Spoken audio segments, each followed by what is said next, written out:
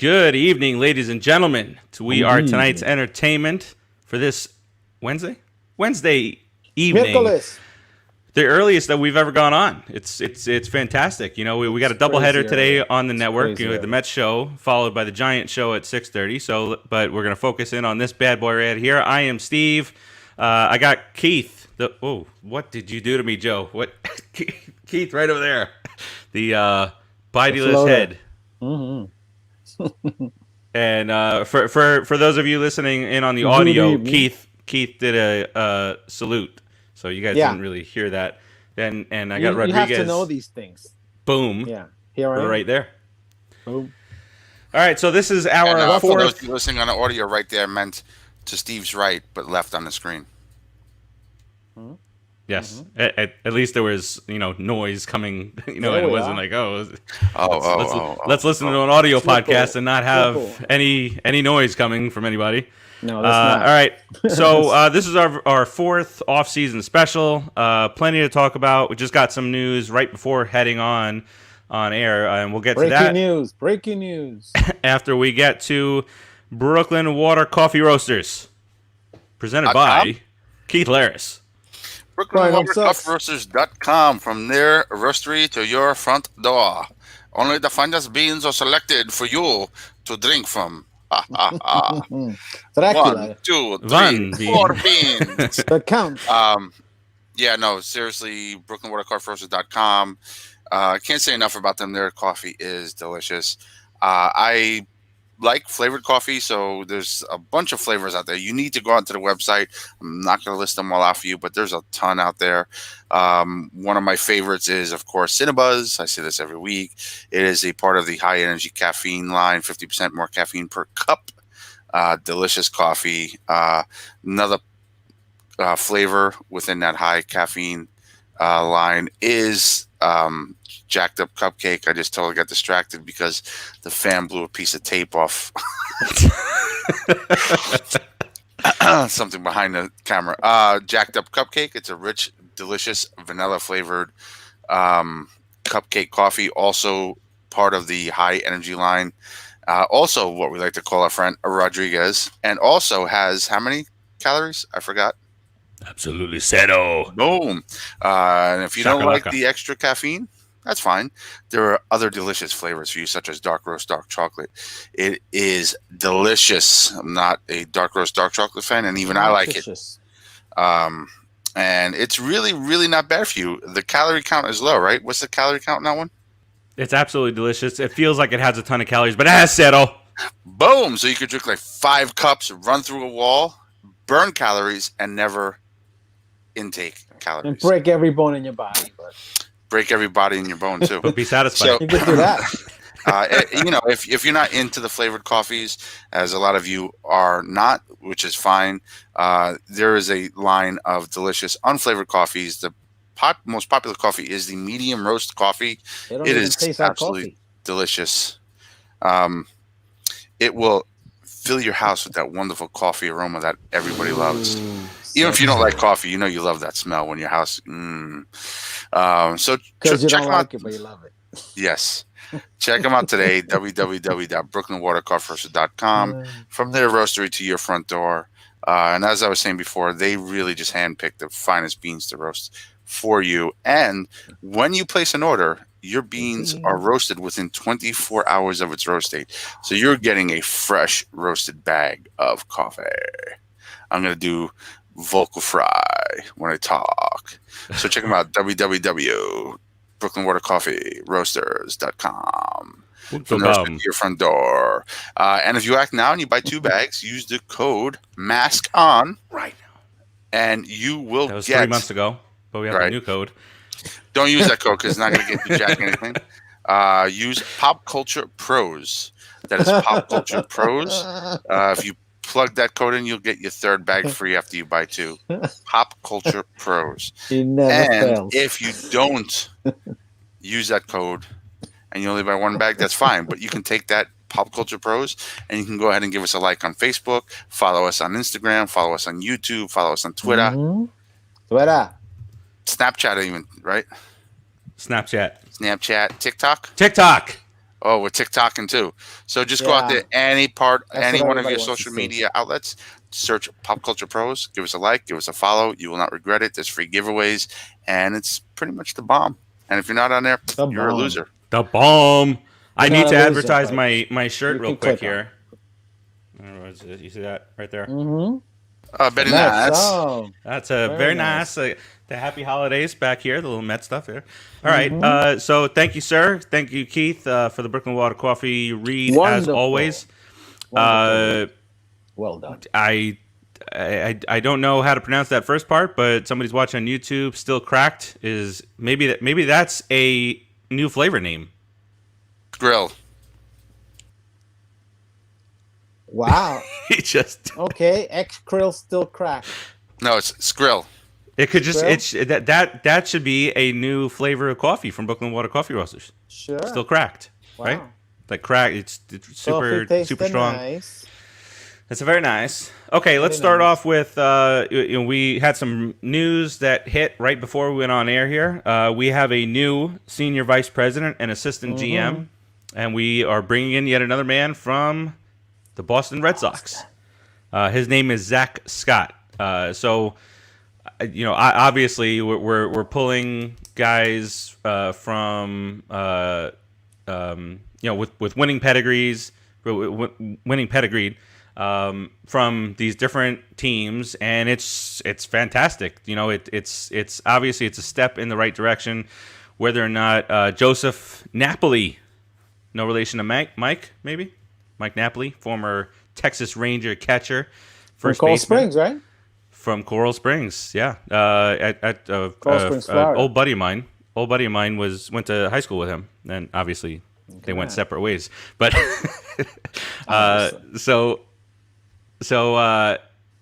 what do you guys think? I mean, for me, if you're bringing in, you go into these teams and kind of hand picking guys from these different organizations that have been very successful over the past 20 years or so, consistently, barring a year here and a year there.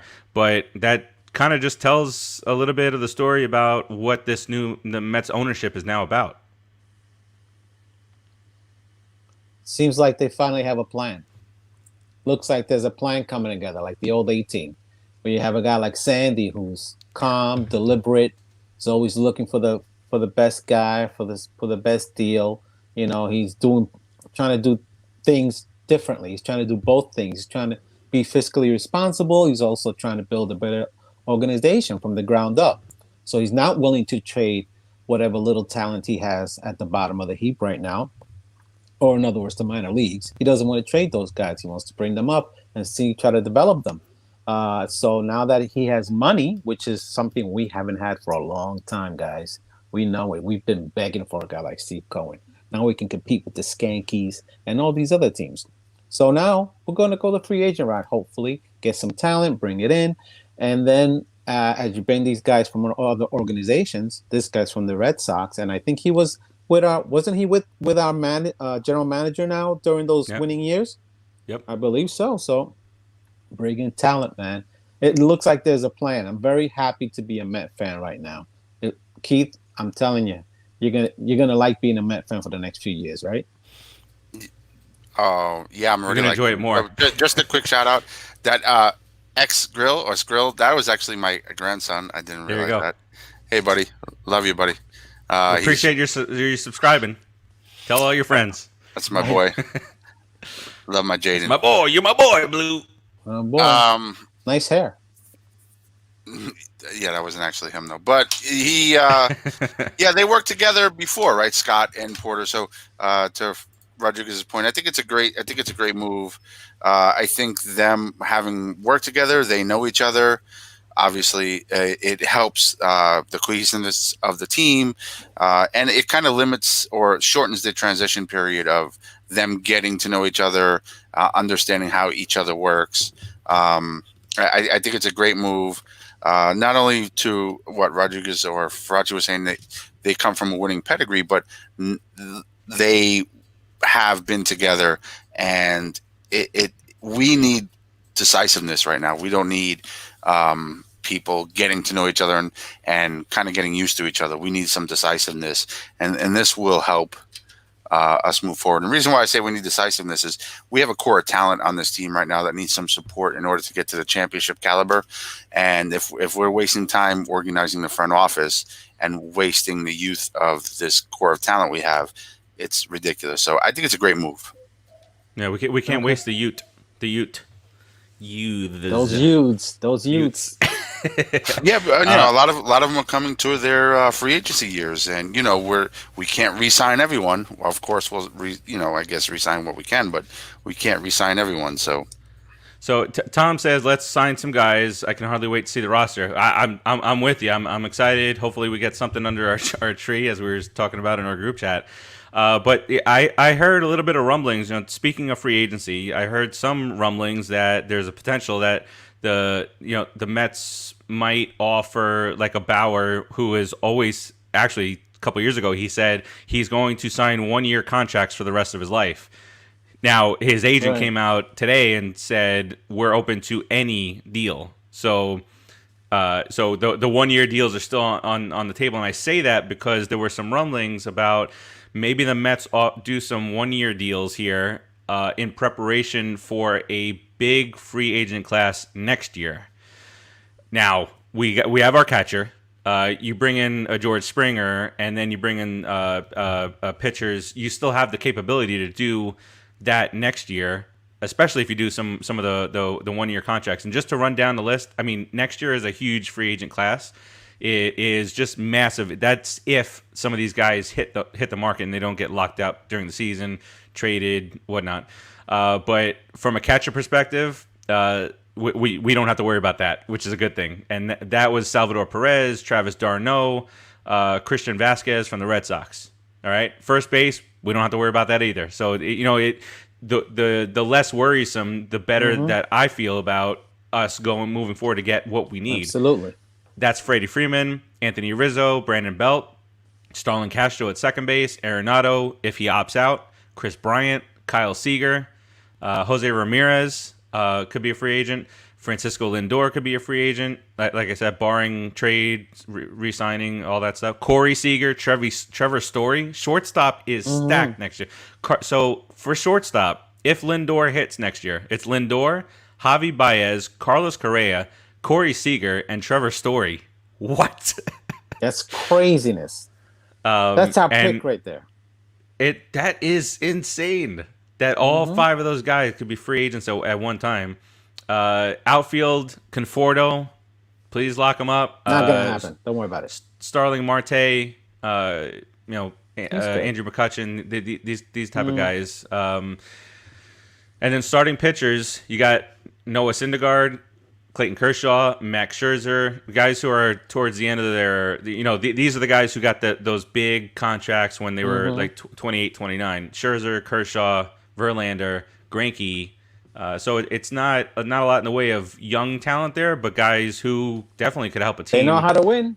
They know how to win. They know how to pitch. And then relievers, Kenley Jansen, Familia, Bradley, Raisel Iglesias, and Adam Ottavino, who I wanted last year. The Yankees got him. I'm not sure how well he did, though. That's the guy who said he could strike out Babe Ruth, right? Was it that guy? Yeah, the guy from Colorado, right? Mm-hmm. Yeah, I could strike out Babe Ruth. I said, okay. This was why say stuff like that? But you that? Can't prove it, so why even say it? I can knock out Muhammad Ali. Exactly. You can knock him out now. Sure. Yes. Now pretty you easy. Could. Right. Pretty Let's easy. say Babe Ruth bats 350. Yeah, he's going to get out 65% of the time. So chances are, if you pitch him enough, you will strike him out. But chances are, he'll make your ERA look a lot worse than you'll make his batting average. Babe Ruth was swinging tree trunks. and making dents in the upper deck seats. Pretty much. I mean, all right, so that is a potential. Keith, what are your thoughts on that? Let's say we get a Bauer for 1 year, $28 million. Oh yeah, 1 year is great. I mean, I would love to lock him up for a 1 year deal. One of my biggest issues with Bauer is his lack of track record. He's been a okay, consistent pitcher. And then he had 2 years of doing really well, including a Cy Young, of course, in a shortened 60-game season, which does kind of diminish a little bit of the validity behind that Cy Young, in my opinion. I don't like the idea of locking him up for 5 years, sign him for 4 years, something like that. But if he were to come out and say, "Hey, overpay me and only get me for 1 year," I'm all for it. I personally, I'm not a big trade person. If you watch the show, you know I'm not big on trades. I don't like necessarily giving up a lot of talent and players. I like depth on the team. As Met fans, we know we need depth. But there's some other intriguing options out there that are in the trade market for pitching that we can really travel that avenue if needed. It's going to be interesting to see what Bauer gets. Trade market next year, to your point, is amazing. But I don't think a lot of those players are going to be available. If all 5 of those shortstops are in the market next year, that would be pretty amazing. One of these teams have to lock them up. Another trade, that dirty word I don't like, is Lindor. I mean, if we can do a sign and trade and lock him up, that's amazing. It's a real strange market, specifically this year with the way the teams lost a lot of money last year, and all those free agents coming onto the market next year. Being patient may behoove us, and if we get out there next year with a new owner who really didn't lose money in the market other than buying the team, of course, we can potentially take the best player on the market next year while other teams are struggling to make a contract. Yeah, and you say, if Bauer says overpay me for a year, I think I underpaid at $28 million if it's for the 1 year. I just threw that number out there. But you got guys out there making 30, 34, 35 million a year. So if that were the case and you want to overpay, you might have to go high 30s for him for the 1 year. And I 100% agree. Well, based on what you said about overpaying, but I 100% agree with you about, he's kind of now coming into that ace status. But some of these guys that we look at, like Scherzer and Greinke and these guys, there was 1 year that it just started clicking, and maybe that's it for Bauer in the 2020 season. But that's for smarter people to tell us about. So Rodriguez, what's your take on that? Simmer down a little bit this year and wait for next year, or just start loading up now? Well, I'll be honest. I would definitely buy in on Bauer. I like his talk. I like the way he talks about pitching. I like the way he seems really earnest in trying to become a better player and learning the mechanics of pitching, what works better, what doesn't work better. I mean, he's very detailed in the way he prepares. So he seems like a very good investment. Now I don't see him as an ace because he's been a decent pitcher. The last year or so is when he got everything going. In a 60-game season, you know what? The Cy Young, he earned it because in a 60-game season, you had to come out fast. It was a sprint to the finish, right? Remember, we talked about this. I said that all the time. It's a sprint. Whoever comes out hot is going to get in first place or is going to win. He came out hot, stayed fairly hot, finished strong, won the Cy Young. So I disagree that it's not, a well-earned Cy Young. I think it's a valid one. At least everybody else had the same chance to come out like that. But I would definitely not trade my new guys, my little young guys, my minor leaguers, even unless it's a deal-breaking, thing. Like he said, for Lindor, you give up Rosario, which is a swap, and maybe another couple of minor leaguers. Yeah. I would probably do that trade for Lindor if I could sign him because he's a super talent, man. He's a 30 home run, 100 RBI shortstop that plays great defense. He's the real deal. So I would do that deal. But there's very few guys I would do deals with, all four. Yeah. I'd rather wait for the free agents. Hey, if you remember, hold on real quick. Last year, even if you cut the season short 100 games, Ryu would have been the Cy Young last year, right? Was it Ryu? No. This past Korean year, pitcher on the Dodgers, 2019. Yeah, it was Ryu. Yeah, in 2019. Yeah. Oh, okay. Not last year. He would have won the Cy Young, but then he couldn't stand the longevity of the season. So yeah, in those 60 games, Bauer did definitely earn it, like you said. I just, I guess I'm trying to move away from being over traditionalist, but I guess I'm still a little bit of a traditionalist in certain ways, and I feel like you should have a whole season to get a Cy Young. It's not his fault. He He did. earned it within those 60 games. He had a but whole 60-game season. That's the reason, because we have to take the 60-game season into account. That's what pushed Major League Baseball over that hump to then include the Negro Leagues as major leagues, because if you have to, there's validity to the shortened 60-game season. You gotta have validity to the Negro Leagues with the amazing players out there.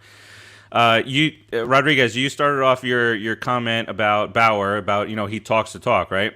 So a couple days ago, Darryl Strawberry chimed in on Bauer. If he were to sign with New York, and this is what he had to say. He said, "That's what you have to have. You have to have personality, but you have to be able to back it up at the same time. You could have the swag about you, but you have to play when you get here. Hopefully, any guys who decide to come to New York just bring it all with them. Bring it to the ballpark. That's what the fans love.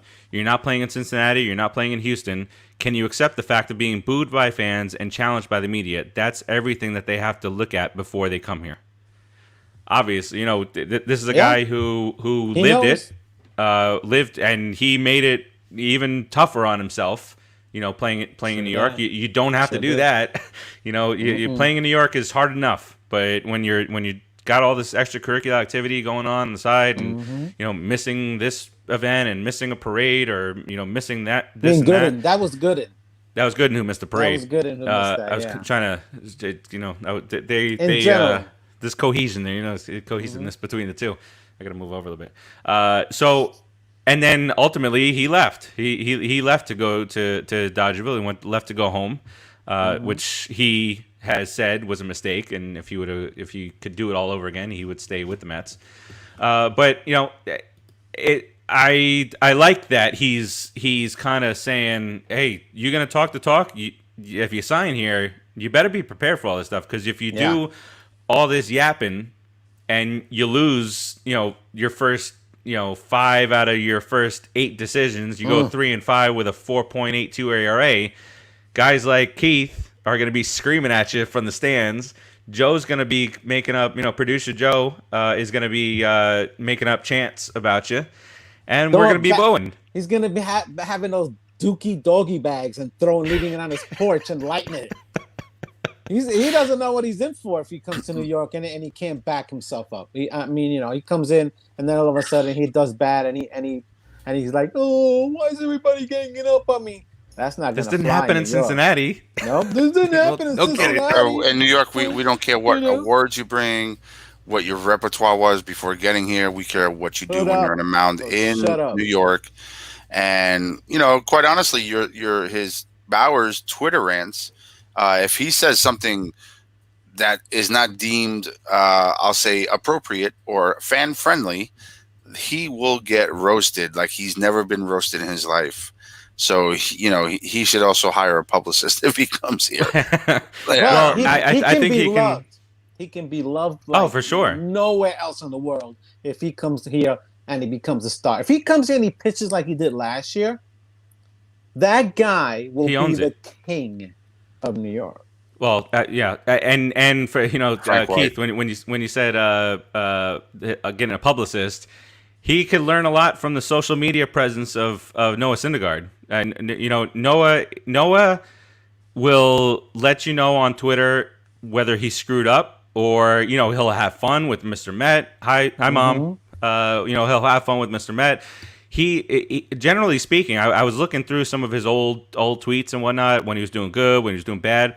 There's not a lot of negative comments, being said by the fans towards him, because he gets out in front of it. If he has a bad game, he says something about that bad game. It's on me, He takes full ownership of it, and he has a lot of fun. He's got a ton of followers, so maybe he enlists, Noah Syndergaard and say, hey, you be my publicist out here, because what the New York fans can tolerate. Although he wasn't, let's say, raised in the Mets minor league system, he came to the majors from the Mets minor league system, and of course the infamous R.A. Dickey trade. But because he's kind of been here and he has become kind of a fan favorite.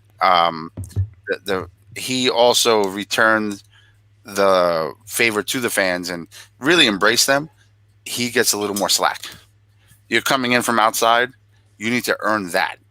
He's a fun kid. No, absolutely. Noah's a fun kid. And my point is that he can learn from Noah and dip his toes in the water instead of jumping in and making an ass out of himself. He can, but I'm just saying Noah gets a lot more slack because Noah is the Met pedigree. Where if Bauer comes and starts talking crap, the immediate New York attitude, and we all know it, is going to be, who are you? Don't be eating sandwiches in the clubhouse. Sandwiches, and no haircuts. No haircuts in the clubhouse either during games and all that.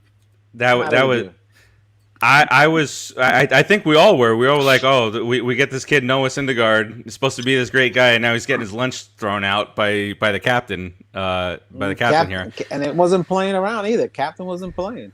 And it was a spring training game. I thought it was, that's the captain. Laid down law. By the way, happy belated birthday to the captain. Happy belated couple days captain. ago.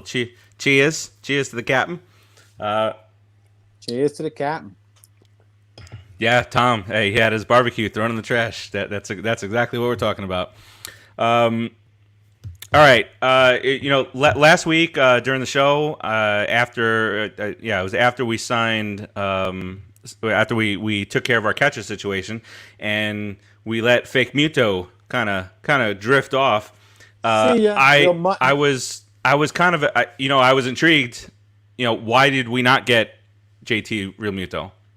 So now it's kind of coming out that the camp of Fake Muto, we can call him now because he's not a Met, not gonna be a Met. Brian Holmes sucks. Brian Holmes sucks. He wanted to let the market, as I say all the time, let the market develop. And to the Mets' credit, they were like, well, no, this is a heavy need for us, and we're gonna go out and get our catcher now. You have fun, either you want to play ball with us, pun intended, or you don't. So they wanted their market to play out, so they can and to each their own. Maybe he will get a giant contract from somebody. But the latest news on that is he's kind of crawling back to the Phillies now. The Angels were the others exactly. The Angels were the other suitor. We heard the Nationals a little bit. I heard maybe Houston I'd rather was he out goes to there. the Angels, to be honest. Yes. I'd rather he gets of course. out of our division. Go. Out of here. Angels buy him. Yes. But so the latest, and it's from so take it with a grain of salt. It's from the New York Post. Phillies have offered JT Realmuto a contract. They are not saying what that offer is. We will learn about it after the fact, whether he signs or not. But the Mets went with James McCann, which watching some of his highlights, especially his throwing ability. Obviously, $10 million a year for a guy like that is pretty good. I think it's a really good deal, man. Really, it might good be deal. 3 to 4 years until we know whether or not we made the right decision. But for right now, it just feels like the better decision. And if he plays like he just go to the Angels, we're good. Yes, I don't care what Real Mutton can do, whatever he wants to do now.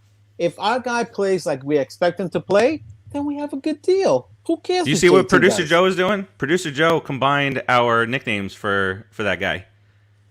What did he do? You call him Real Mutton. I call him Fake Muto. He combined the two to make one glorious nickname. Well I like done, it, Joe. Producer Very Joe. well done.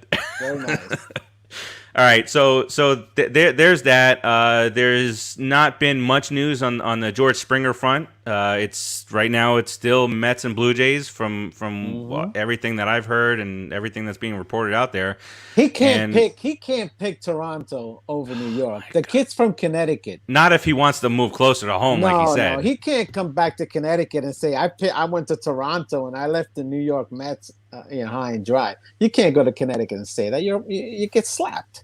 Yeah, I mean, if he goes to Toronto, it's not because it's because the Mets said no. You're asking for craziness. All things being equal, if the man is a man of his words and not a lying cheater like he might have been in the past, then You have to forget about that, brother. You If go you well, think not about yet. that, If he signs, then I'm in. If he signs, then I'm in. If he signs with Toronto, then it's full on hate. Oh, he's a cheater, It's fine. dirtbag. He's a cheating dirtbag scuzz.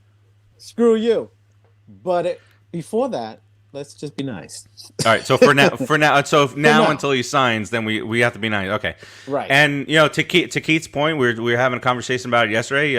Some of the numbers were better on the road.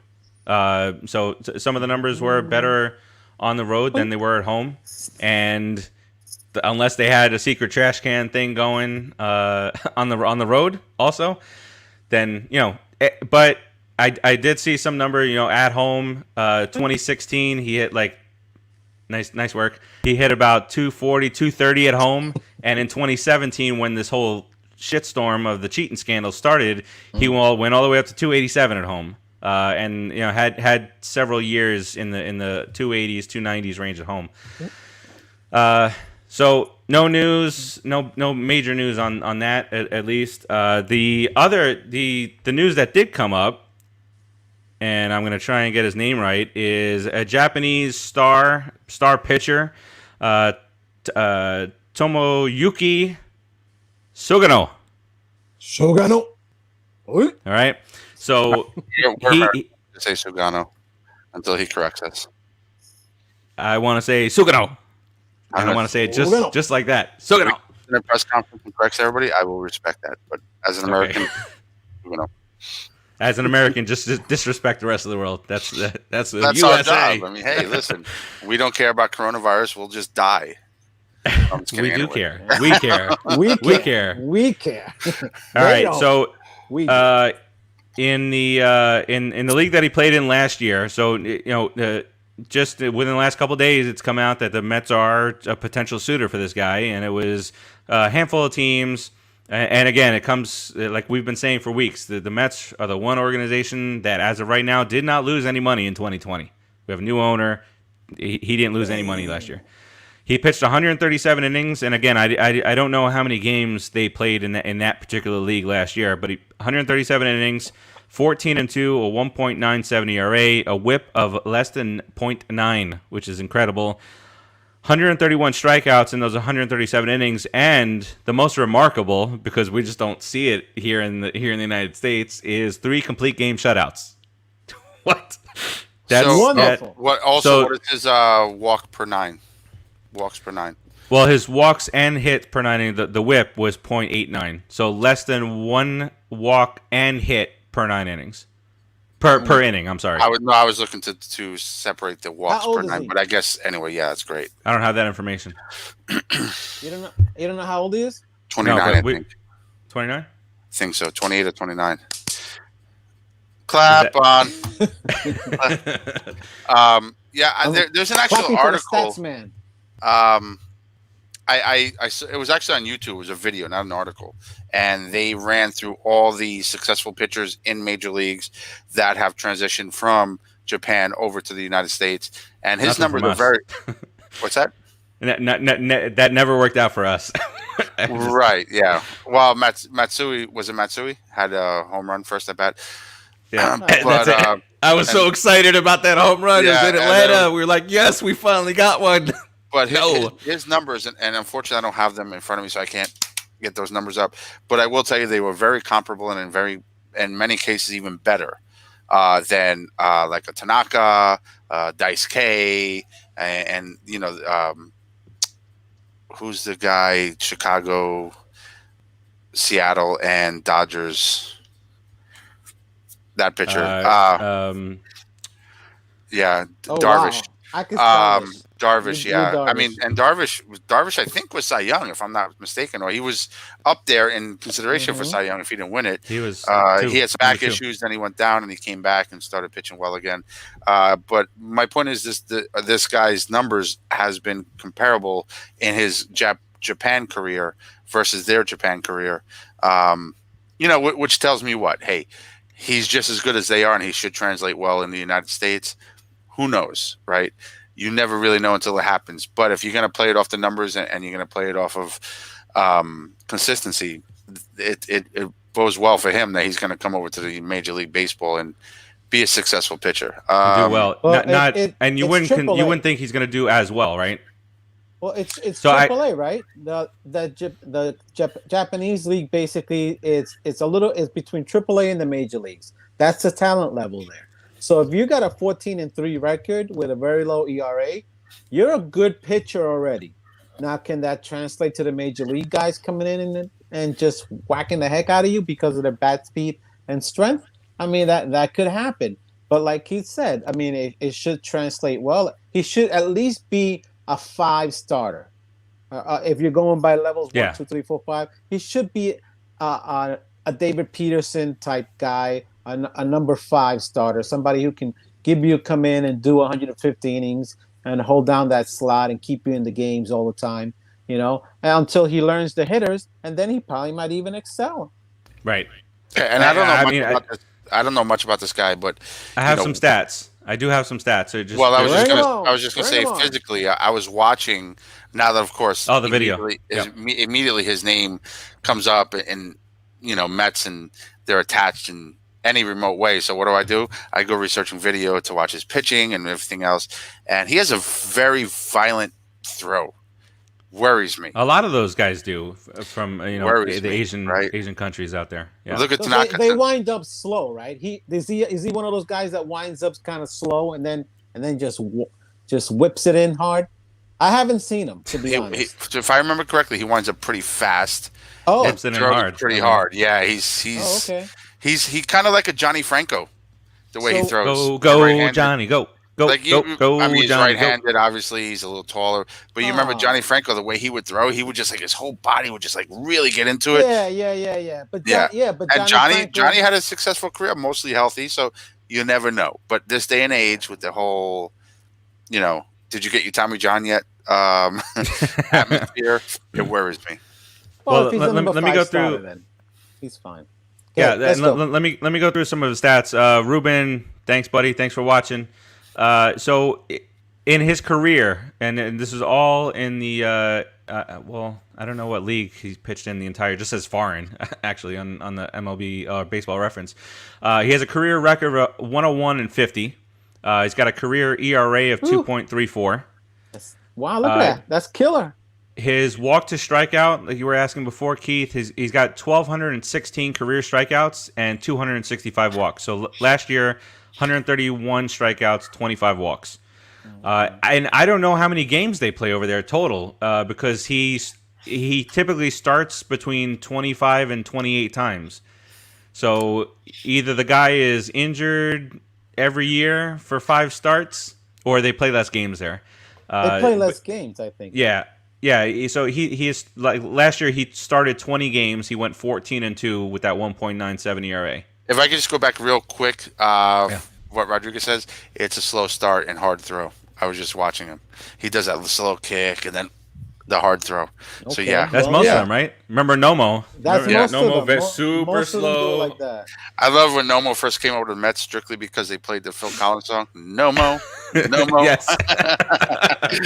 It's probably the only highlight I remember of Nomo coming to the Mets. But anyway, go ahead. He does not get stung, but I wonder if he's a sinker baller because his home run he gives up somewhere between 10 and 12 home runs a year.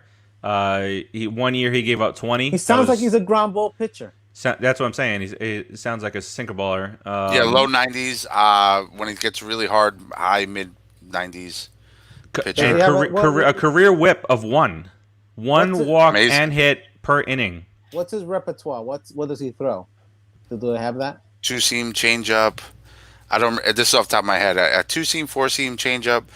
I don't remember seeing curve. I would have to. I'll find it and I'll put it up on the Put in the Books page. So if he's a changeup guy, he gets a lot of ground balls. Yeah, and at 95 miles an hour, I don't know what his speed variance is either, but you would hope he's got a good, speed variance between. Well, if he's talented enough to go 14-3 in that league, and he has like whip. 100 and wins and 50 losses or whatever, and 2.35 ERA, that's fantastic. Give him a shot. Shoot. He could do it the Mets way. Put him in the bullpen. No, I'm just kidding. Okay, so he played for it's the Japanese Central League. That's where he plays. The Yomiuri Giants. Oh, that's like the Skankies. We've seen those before. We've seen guys. Didn't Kaz Matsui come from the Giants too? Yeah, that's a big. That's what about a big time team? Masahito Yoshi? Remember him? Yoshi. I do remember that name. Wow. Yo, we were not successful in that market. Wow. Well, let's the most successful in the market was Bobby Valentine. Bobby Valentine. For, I know. Different day and age. But, for sure. Listen, one of the best hitters in Major League Baseball history is a Japanese player. So, yeah, go figure. It's debatable that he might not have been the best in all of history if he would have started here.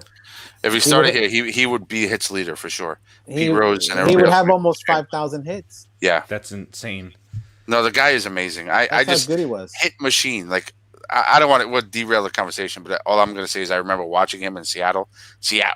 I just don't remember when he played down here because he played for a team that I hate, which I hated him after that. But when he was in Seattle, it was just like balls everywhere. He was such a spray hitter, and he pulled a Yogi, hit him where they ain't constantly. He was so good. Mm-hmm. So good. So fast. He used to speed a lot in the game. Ichiro Suzuki and he had a great arm. For those of you who are not sure. Fantastic. Yeah, and Tom talking about Bobby saying the Mets should have signed Ichiro. I would have loved that, Tom. You kidding me? That would have been great. Was that the Steve Phillips era? Yeah. So they came in around that time. So maybe we thought move on. It was definitely before Duquette. No, it's definitely before Duquette. Before Duquette, so they had to be Phillips then. Anyway, it doesn't matter. I'm looking to see when Ichiro debuted. 2001, no? You mean when he debuted? He debuted. When he debuted in the middle. All right. Well, I mean, if it's the Bobby Valentine, 2007. No, it had to be before then because Valentine was late 90s. Was hit him where they ain't. I thought that was Yogi. Sorry if I got that wrong. Pretty sure that was Yogi. Keeler. Maybe it was Keeler. Steve, out of the hospital. Yeah, good job. Good news. Good news. Welcome good news there. back to your home, Steve. Glad to see you. Bohan is saying, Steve Phillips was chasing the interns around the office. Yeah, I was about to say that, Tom, but I left it alone. Probably true. Yeah, but I really thought hit him where they ain't was a Yogi thing. It sounds like a Yogi thing, but I believe you, Tom. I got that wrong, apparently. Yeah. All right. So now let's talk one of the possible trade scenarios, right?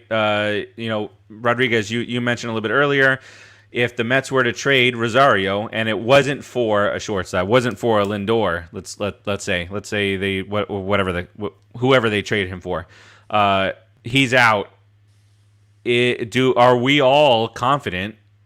And we don't have to be 100% confident in this, but are we all? Don't do that, Keith. Are we all? Do we all have at least some level of confidence that Jimenez can take over the everyday shortstop role? And how confident are you? Is it like a 50-50 thing, or I'm at 50-50. If you truly asking me, I'm at 50-50 only because everyone is. I think he's a very talented young man. I've seen him hit. He can play. He's a great defensive player. He's a good slap hitter. But that's all he is, and he's just a 23-year-old rook basically that played 60 games and did okay. Didn't he end up with like a 267, 270 average or something like that? Mm-hmm. Yeah, 3 or 4 home runs. Okay, so I mean, he didn't break down the doors, and he didn't do a Pete Alonso 50-something home runs. He did okay. So they're anointing him the starting shortstop over Rosario, who, by the way, I keep saying it, went from 1 year improved to the next year. And last year he had a step back, but everybody can go through a season. Rosario's the type of guy, if you look at his stats, that he needs the whole season. At the end of the season, his stats will be there. That's the thing with Rosario. He could be shitty for a month and a half, and then all of a sudden turn it on and end up the year with 20 home runs and batting 275. That's pretty good for a shortstop. So, and he plays decent defense. He's not a horrible defensive player. So you can't anoint this guy the starting shortstop right away. I mean, But if you get rid of Rosario, then I guess he's the guy. And if you trade Rosario for Arenado, is that what you're trying to say? Some kind of Arenado trade like or some block. Obviously, I mean, it would have to be a blockbuster of some sort. Lindor type of sign and trade. But I has agree. To be somebody big. I don't think Rosario is. A lot of people are mad. When I say a lot of people, I mean internet troll crap, are mad with Rosario. Rosario is not a hack. You can't take a 60-game set and say, look, he declined. No, baseball is a series of ups and downs. You all ever ride a bike, or ever go on a treadmill, or ever go on an elliptical, and you hit the hills option, and it does this? That's what Major League Baseball is. It's just a matter of how high your hill goes and how long you can maintain it. Everybody has these moments in baseball, even the best of players. And you can't take a 60-game set and say that's who he is. No. Who he is if you watch the progression over his career, him, again, being Rosario, he has improved offensively in many ways. And the numbers don't always show it, but if you watch, he's a little more selective, he's a little more patient, he's a little more careful, the average goes up, the power's been going up, and then you take a 60-game set and you're going to ridicule him and say he's done. No. Jimenez, I do think he deserves a shot somewhere if there's availability on a team. We're blessed as a Mets team right now to have a lot of talent and not sure what to do with some of it. I do think for me, Jimenez, his glove, I think he has Gold Glove potential. Watching that short sample he did last year, the kid is slick. He's got an arm and a half, and he is like I can't think of a saying without cursing, so I would just say he has a nose for the ball, and he gets to it, and his glove is really strong. Got to do it for 100 and got to do it for the whole season. But again, right, I have to hold him to the same thing that I'm excusing Rosario for, just like to your point, Rodriguez. So I think he can. I also think Rosario is not somebody we should give up on. We're as a team, and not just shortstop, just not infield, outfield. We are in a tough spot. They want to put Rosario at third, by the way. They were the manager of the Mets is hoping that Rosario would try to play more third base. So he has more flexibility. He hinted. He actually said that. So I would rather see Rosario at second, and I'll tell you why. No. Because I think Jimenez. A lot of people won't agree, and that's fine. But I think Jimenez, and I think that McNeil on the infield, I think they have a little bit better range to Rosario. Rosario's a big kid. He's got a good arm. It would be wasted. That's why he should be at third. But Jimenez's arm at second, at third would be great. Jimenez has a cannon. From what I saw last year. If you're talking about a guy being able to play, if you're going to take Rosario out as shortstop, then you're going to give it to Jimenez because he has the range and the arm and the defensive skills. That's why you move Rosario to third base because of his less range than Jimenez has, but he also has a gun and he can scoop the ball. And then you leave McNeil at second. I think it's all win-win. If they move Rosario to third, I like Jimenez at short better than Rosario, and McNeil at second. I am okay with that. Rosario should go to freaking third. I'm okay with that. I would. He's a big boy. He's not a little guy. No. Well, from a defensive standpoint, absolutely Jimenez over Rosario at short. Yeah, because his range. I mean, I was very impressed. Again, 60-game set. You don't know yet, right? But I was very impressed with Jimenez in the field last year. Very impressed. Again, and I'll repeat it in the same light. I am not sold that Rosario is done off of a bad 60-game stretch. Moving him to third. Would be cool. I'm okay with that. He's got a cannon too, Rosario. He can throw from third, and he doesn't do that. Yeah. J.D. Davis. J.D. Davis is scared to play third. Okay, I'm gonna say it now. I'm gonna say it loud, say it proud. He did an Olay. He did that. I saw him do it. I saw him. I was at my cousin's house. I saw him do it. I'll never watch him play third base again. J.D. Davis, back to the outfield. You coward. That's it. I'm done. You want to look up his fielding percentage? No, I don't care. You love fielding percentage. You love fielding percentage. What are you talking about? I'm not into it right now. Fielding percentage is something to be considered. I saw what he did. If you can't throw a runner out, but you cleanly spiked pick the ball and throw a clean throw to first, you're not going to have your fielding percentage affected. It's going to be an error. No, it's not. If he does this and the players, yes, and it's an error. Yeah, that's it's an error. It's an error. Throwing it will be counted as an error. How many times do you see that called an error? Plenty. I've seen it called Really? a lot of times. Yeah. Let's go to the videotape, Warner Wolf. And I'll also say Warner that Wolf is even though Warner Wolf Keith just said he is dead. Even though Keith just said that last year, he was like, "Oh yeah, I don't see him doing that anymore." But he wants to bring that back up. I like JD Davis at third base. You know, you get a 109-mile-an-hour ball hitting towards you every now and then. I don't want to hear nothing from you, dude. If he's scared to catch the ball, he can't play third base. That is too small, Joe. I can't see any of that. If I can't see it, then these guys can't see it. I see it. No offense. Yeah, No, I just saw it. Sure, I just offend you. That's the first time you know that you just got offended when the guy goes, "No offense." All Now right, you know at you're third offended. base, at third base in 2020. Let's take a look here. What do we got? I don't give a rat's ass how much 33 games. better he played. Go ahead. 953 fielding percentage at third base in 2020. That's from That's subpar. Very subpar. It is subpar. In the majors. It should be at least 980, 985 minimum. 2019, 962 at third base. Yeah. Because he's scared of the ball. But scared he of the makes ball. Willie Mays basket catches in left. Yes. After getting bad jumps. So you guys want to trade JD Davis is what I'm hearing. He's no good in the field. I'm saying that he's Uh, not my first choice to play defensively at third. I love I J.D. Or Davis left. I on like the his bench. bat. Oh, so JD Davis is a bench player now? With the JD talent we Davis, have, may- potentially, JD maybe. Davis? Yeah, why not? Yeah. So you- maybe. I- On defensively, yeah. For me, I'd rather have JD Davis than Rosario. He's that. I feel he's that much of a better hitter. Okay, so I we're agree talking. with We're that. I talking agree right with now with the theme At of third- improving the defense. Who sits? I'll take Davis.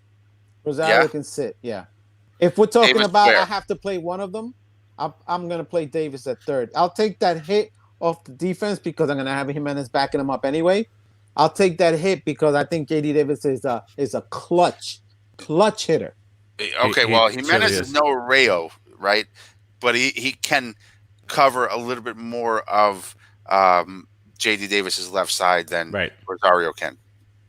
Right. So Yeah. then, so Yeah. right. So yeah.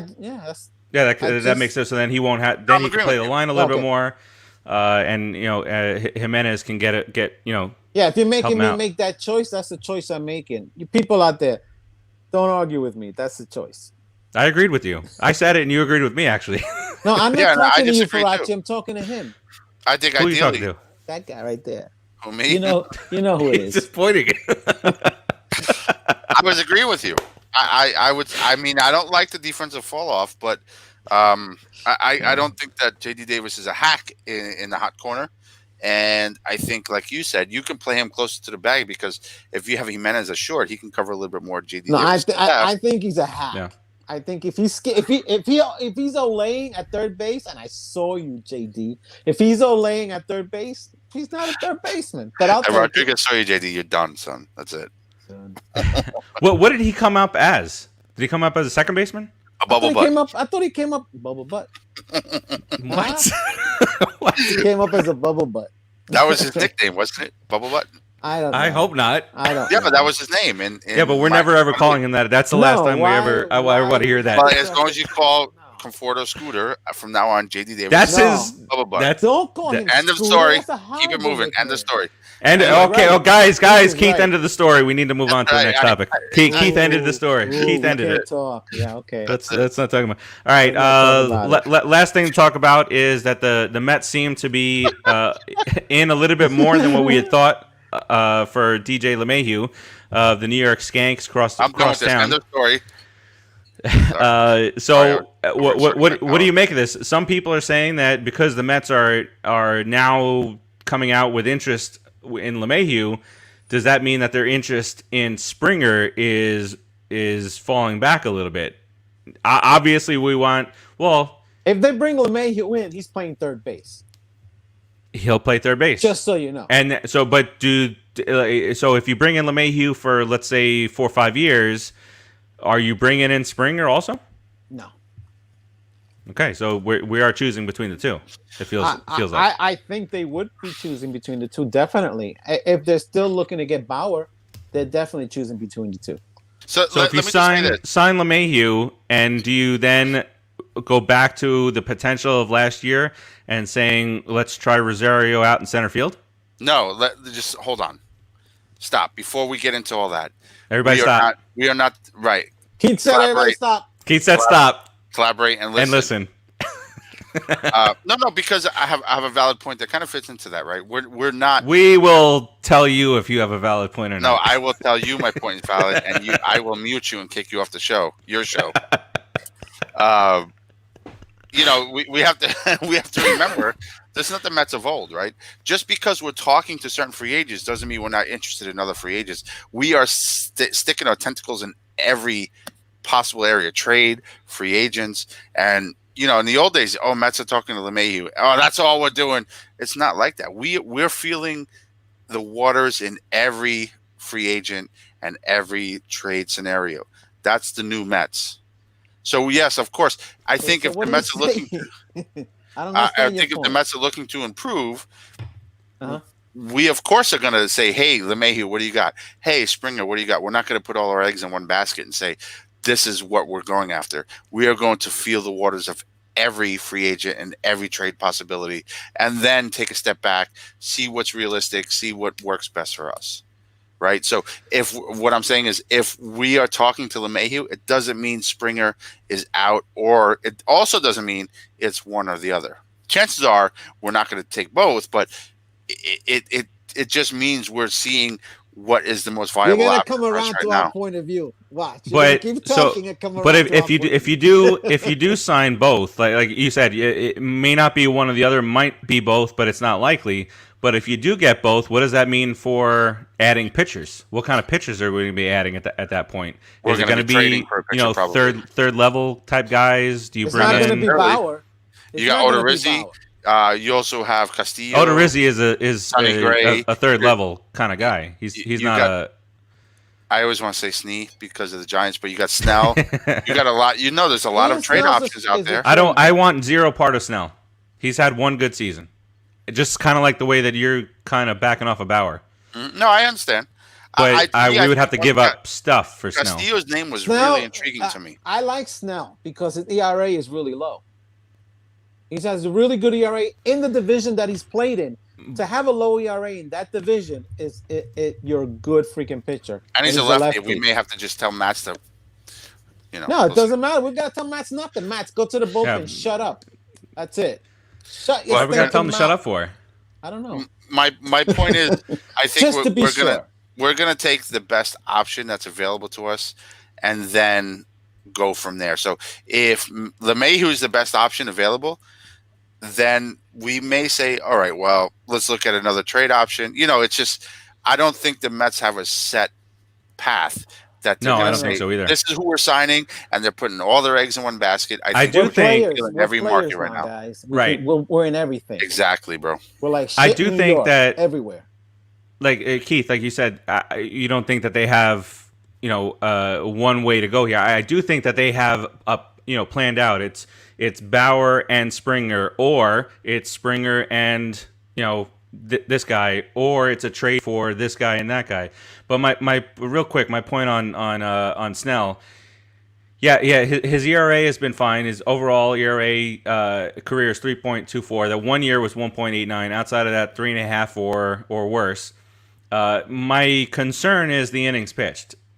His first year, 89 innings, 129, 180, 107. So in the 4 full seasons that he pitched, 180 was the high water mark, with 129 being the next being the next level. So that's my concern is that he's had the one good year, but then gauging the rest of it, he did start 11 games last year. That's what the medical exam is for. We don't like the medical exam. We have bad luck with the medical stuff. That's Rodriguez. What it's for, though. There's Thor. Nice you think glasses. that's- Love that. Good job, you think Joe. that guy Good is job. gonna come pitch in the majors? No, he's probably gonna murder somebody in the backyard somewhere and dig and bury him. That's what Or that spend guy his life did. playing video games in his parents' Not only basement. Yeah. Met, he's being paid $9.7 million to not play for half a season. But yeah, Well, that- it might not be half a season. that- I don't that think it'll was be half a sweatpants. season at all. If That they guy only start, wears sweatpants hey, sweatpants are in now. with a hole. Oh, like Mick Foley. He wears the Mick Foley sweatpants. but yeah, Very good. I think that I think there are other options. My point is, I think there are other options.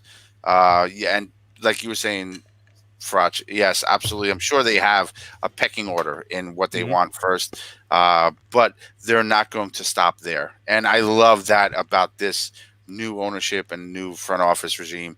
They're just kind of feeling it all. I mean, every single player that's available, the Mets spoke to, the Mets are interested in.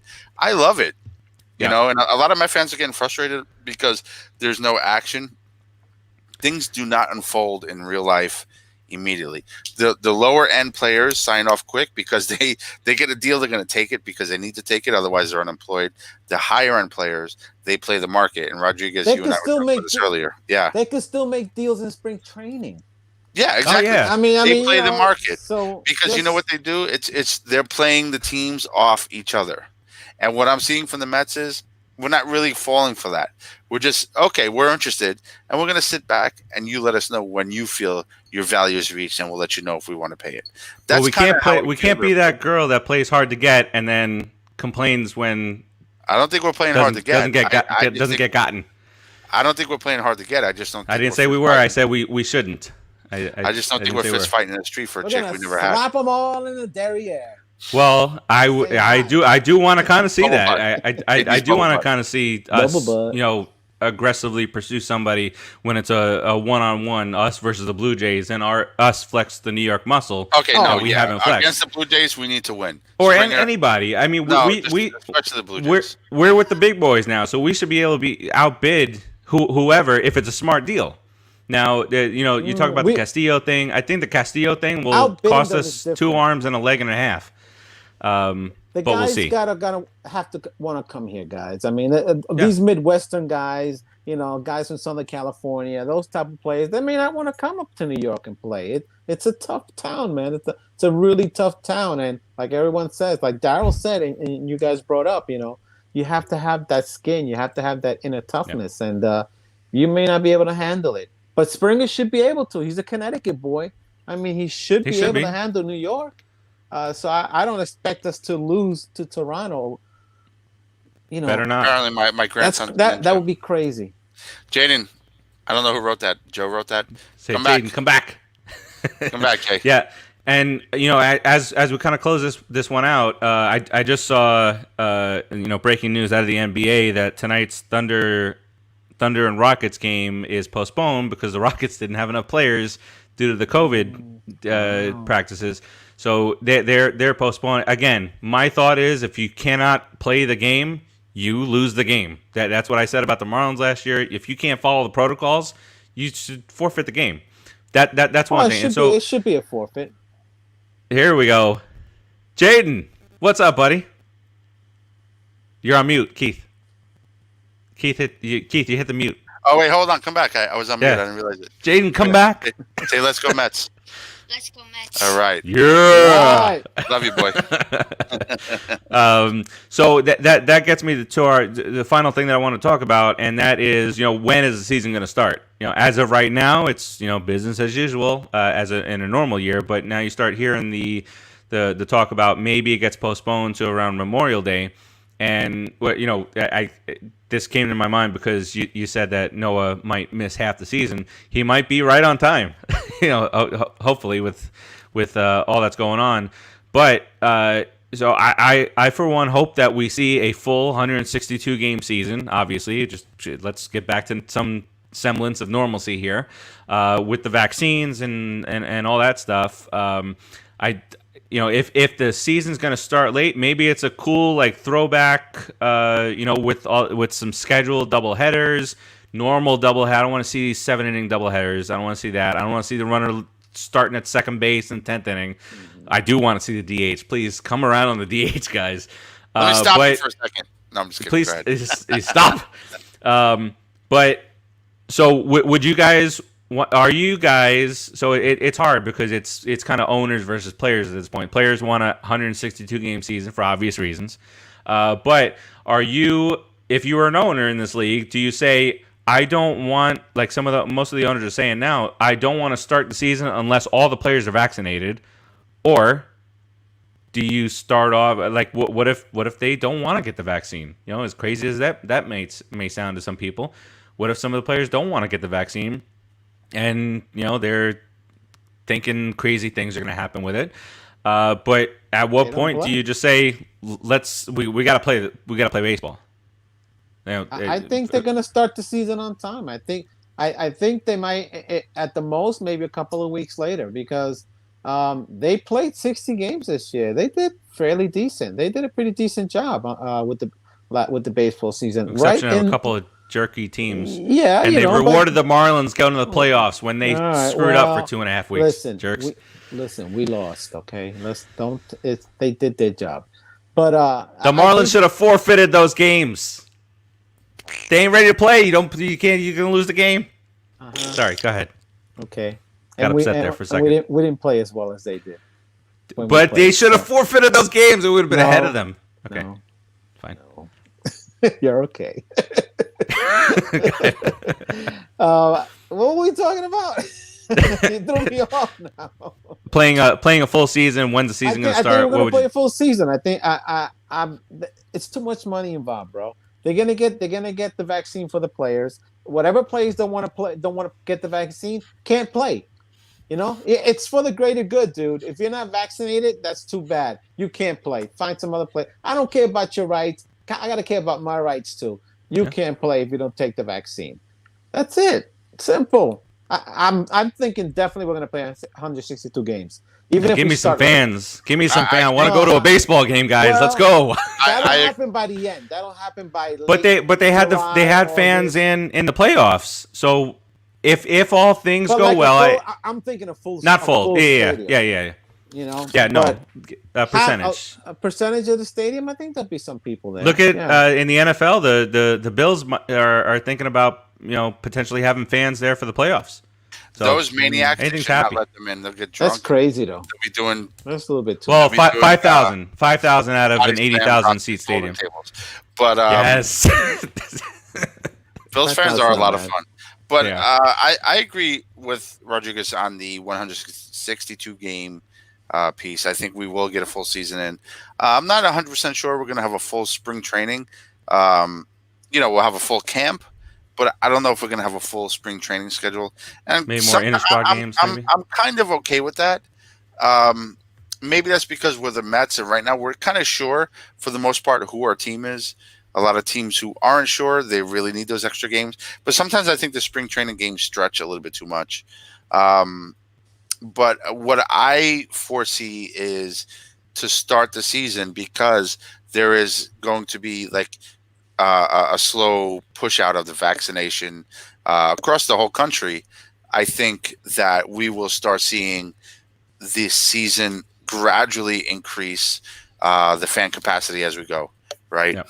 Maybe the first 40 games will be 5 or 10,000. I think we are going to start with fans, and then I think they're going to go with percentages beyond that. You're going to have to prove that you were vaccinated. Yes. That should be important. You have to come with proof. I would love for you to put that on Facebook and then hear all the moron conspiracy theorists attack that. But I agree. It causes Bell's palsy, guys. Of course, there's prophylactic issues. That's what the people are saying. People won't take the vaccine because of that. But that's another topic. SARS and the swine flu, they forced it on all of our American military just to comfort us. Which I don't want my family to die. It's that simple. I'm not keen on that idea either. Me too. Listen, I am still very cautious. Let me go. I walked into a store. I go to stores and stuff. I go out. I walked into Home Goods because I was looking for something. Mute. You went on mute. I did that on purpose because I misspelled, Oh, okay. mispronounced specific. I went into Home Goods, and I was looking for something specific. And when I walked into the store, the place you were basically going down aisles ass to ass against people. I turned around and walked back out. Right. I am not comfortable in those crowds just yet. I'm just not.